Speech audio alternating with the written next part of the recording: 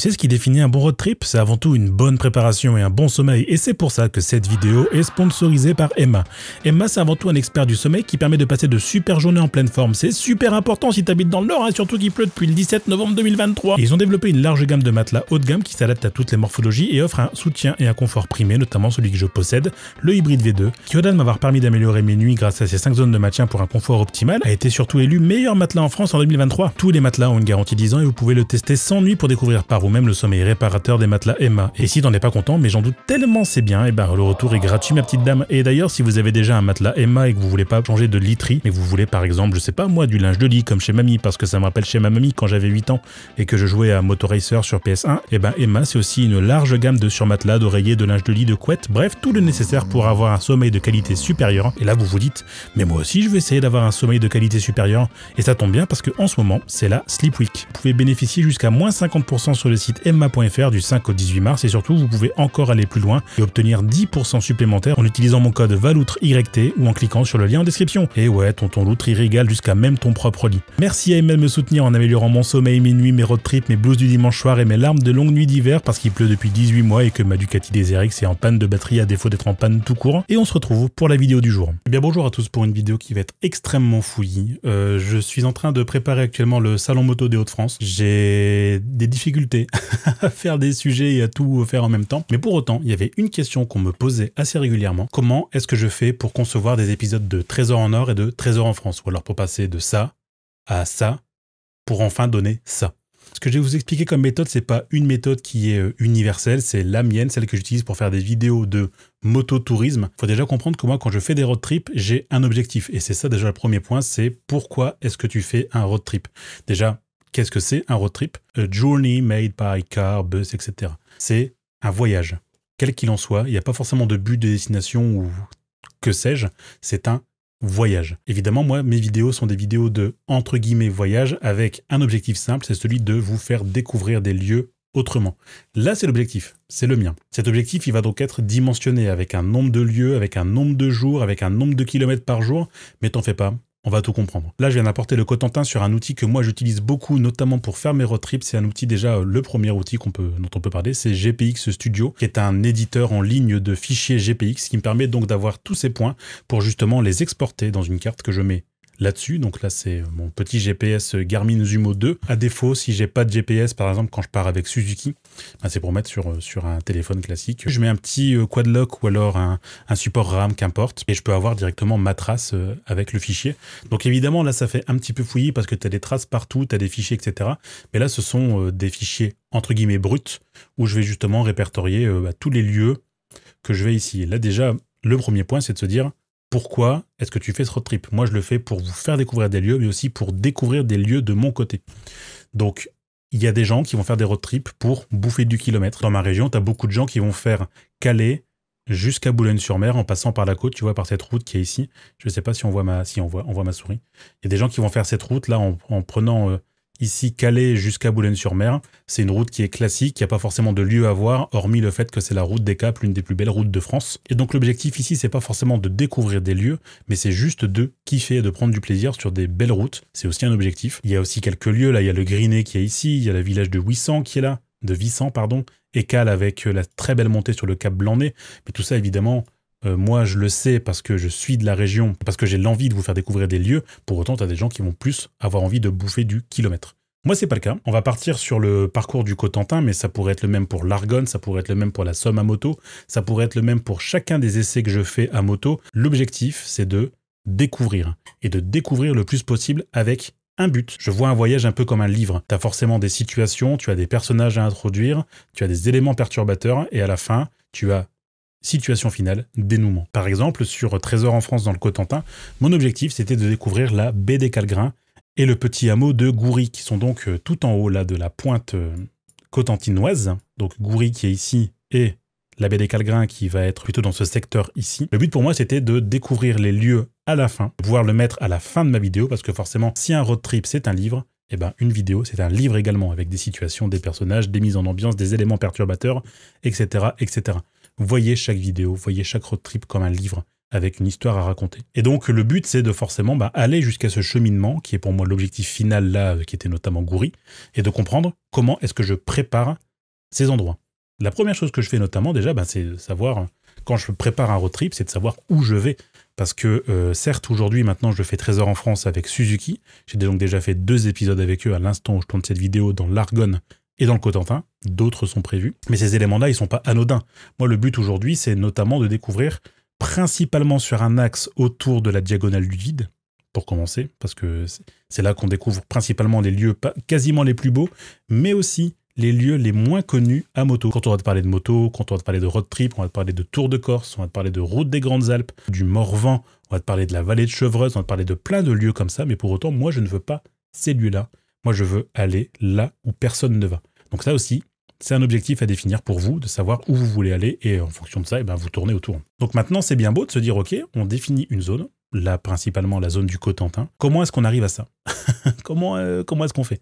Déjà, principalement, la première chose que je vais voir, moi de mon côté, c'est de me renseigner auprès des acteurs du tourisme. Hop, je me retrouve ici sur l'office du tourisme du Cotentin, et là, à partir de là, commence le voyage. Là, je sais que je vais aller sur un site qui est spécialisé. Moi, je suis pas spécialiste, je m'instruis beaucoup.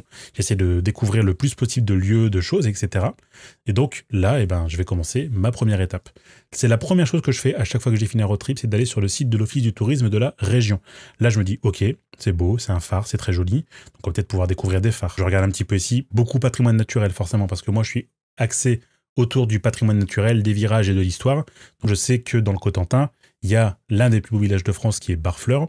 Peut-être que ça fait partie des top destinations. Et bien évidemment, qu'est-ce que tu vois là? Barfleur. Il y a des lieux forcément que je vais éviter à tout prix. Là, par exemple, Cherbourg, je sais que je vais l'éviter parce que c'est une très grande ville. Moi, mon objectif dans mes road trips, c'est de pas d'aller faire des grandes villes, c'est d'aller faire des petites étapes.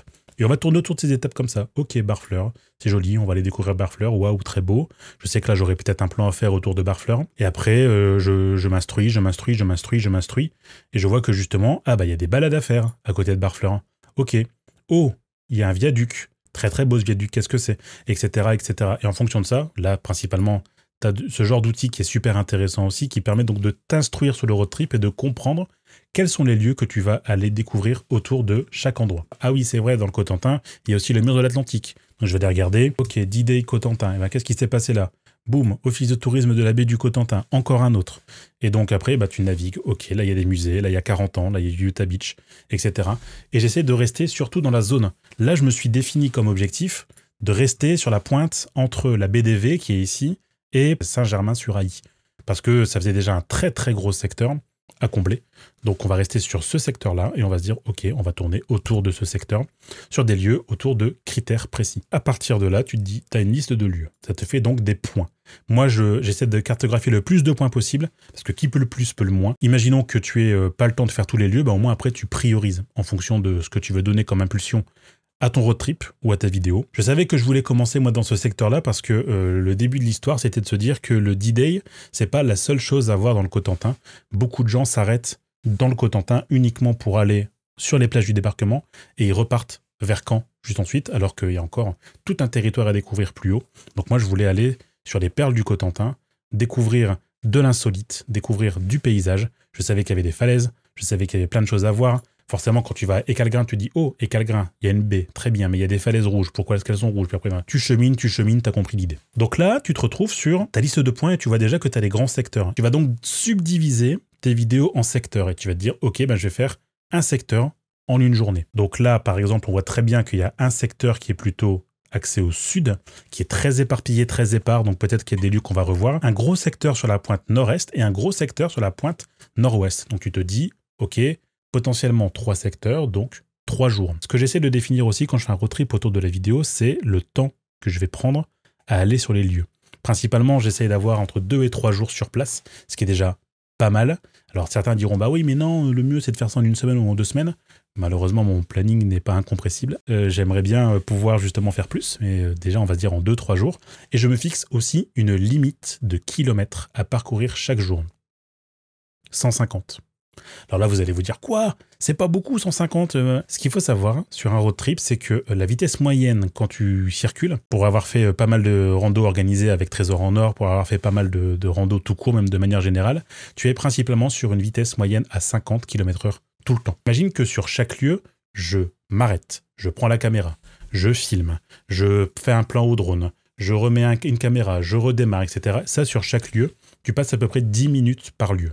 Là, il y a une petite cinquantaine de points. 50 x 10, ça te fait 500 minutes. Ça fait 8 heures passées uniquement sur les lieux. Et s'il faut marcher un peu plus, tu as des lieux forcément qui vont avoir beaucoup plus d'intérêt. Je prends par exemple le Goury. Goury qui est un lieu uniquement sur la carte, mais pour autant qui est un village. Barfleur, c'est pareil. Un lieu sur la carte, mais c'est un village. Tu vas passer plus de temps. Donc facilement une demi-heure, voire 1 heure par lieu. Et ben après, ça te fait un énorme planning qu'il faut essayer de faire le plus vite possible tout en profitant et en donnant l'impression de profiter. Alors évidemment, j'apprécie, c'est sûr et certain, mais c'est beaucoup plus stressant de faire un road trip pour une vidéo que de faire un road trip tout court parce que tu as un enjeu, tu as un timing, une deadline. Heureusement que les motos Suzuki sont confortables. Donc ok, tu te définis un secteur ici, donc, et là tu te dis je vais faire ça en une journée. Et tu vois, rien que pour cette partie-là par exemple, j'ai passé environ 8 à 9 heures sur la moto à faire tous les lieux ici. Tout ça c'est bien beau, tu as tous tes lieux, mais tu te dis ok, mais maintenant comment est-ce que je les coordonne pour avoir à la fois un road trip sympa pour les gens qui vont découvrir les lieux, mais aussi pour soi, en ayant aussi des intérêts sur les routes. Parce que si tu te retrouves à faire que des lignes droites longues, et puis voilà, non. Et là, j'ai un deuxième site qui va rentrer en ligne de mire, et c'est Kalimoto. Dans le cas de l'Argonne, par exemple, moi j'avais déjà fait un projet ici complet avec, on va dire, une sorte d'ébauche sur les lieux que je vais prendre. En sachant que la partie au sud ici, je ne l'ai pas faite. La partie au nord ici, je ne l'ai pas faite non plus. Ça prend beaucoup trop de temps.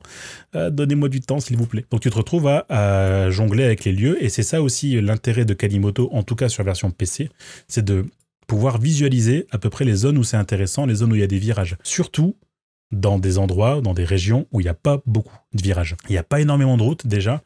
Plus ça devient rouge et plus les lieux sont intéressants en termes de virages. Mais attention, c'est là aussi la perfectibilité de Kalimoto, c'est que ça prend aussi en compte les chemins carrossables. Tu peux passer une voiture complète, mais pas deux en face à face. Enfin, c'est très très chiant Kalimoto pour ça. Mais pour autant, ça te donne quand même une ligne directrice où tu te dis, ok, en fonction des lieux que j'ai définis, donc tu prends tes petits lieux ici, là, sur GPX ou qu'importe, et hop, on va pouvoir essayer de définir un trajet en fonction des lieux sympas. Ok, là, par exemple, je sais que Varennes en Argonne, c'est là où Louis XVI avait été enfermé dans sa tour, etc. Pour autant, il y a aussi Vauquois avec sa butte ici. Et là, tu vois, il y a une petite zone de virage qui n'a pas forcément de lieu, puisque là, j'allais de Montfaucon à Varennes. Ok, là, il y a peut-être un petit lieu sympa à faire, là, une petite suite de virages sympas, etc., etc., pour arriver à des plans, des fois, qui sont très cool. Et tu peux aussi tomber là sur la beauté du road trip, ou tout du moins, ce que j'aime bien, moi, dans les road trips, c'est la surprise. Je me laisse énormément de surprises à découvrir, dans un premier temps, mais aussi à me laisser voyager par les paysages. Parce que des fois, tu vas voir une petite tour au loin, tu vas voir une petite butte, tu vas voir quelque chose qui n'était pas forcément dans le road trip initial, et tu vas te dire, putain, oui, ça a un intérêt à filmer ça. Ici, c'est là où il y avait le Lost Battalion, donc le bataillon perdu, où les Américains avaient été satellisés en 1917. Juste à côté, là, ici, tu as le cimetière militaire allemand d'Apremont, qui n'est pourtant pas noté sur ma carte. Et je me suis dit, c'est magnifique, il y a peut-être de quoi faire au niveau des drones. Et en montant au drone, je me suis rendu compte que là, il y avait un petit bout de forêt qui avait été ravagé par le scolite, qui est donc un insecte qui vient ravager les forêts des Ardennes, des Vosges et de l'Argonne, principalement. Et je me suis dit, mais en fait, là, ça pourrait être mon but. Se laisser la surprise. C'est toujours, c'est trop bien. Et ça, pour chaque road trip, ce qui fait que tu arrives avec un parcours que tu ne fais jamais entièrement. En tout cas, dans mon cas, c'est le cas. Je ne peux pas faire mes balades entièrement. J'ai toutes mes balades ici que je fais pour mes itinéraires, hein, tu vois. Imaginons ici, là, on a le mini road trip que j'ai fait pour la K16. Donc la K16, c'est la moto BMW que j'avais testée. Et j'avais ce road trip qui est ici. Ok, là j'ai défini des lieux, je sais que j'allais passer par là. Et je sais que j'allais finir du côté de Thiepval, là où il y avait le mémorial britannique dans la Somme. Et donc ça me donne un beau petit parcours aussi. Mon tour de l'Avesnois, quand j'avais fait ma rando trésor en or, là c'était pareil, le parcours initial avec tous les lieux que j'avais définis, etc., etc.